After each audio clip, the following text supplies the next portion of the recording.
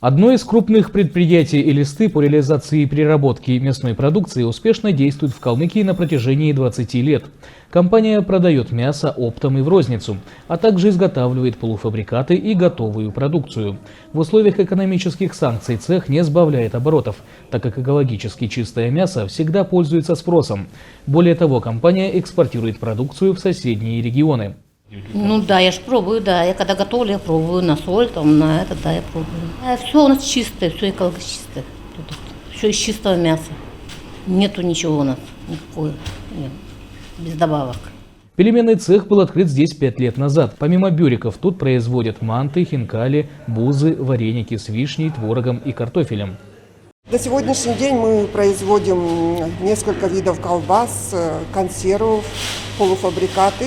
Линейка полуфабриката у нас состоит где-то из более 20 видов наименований продукции.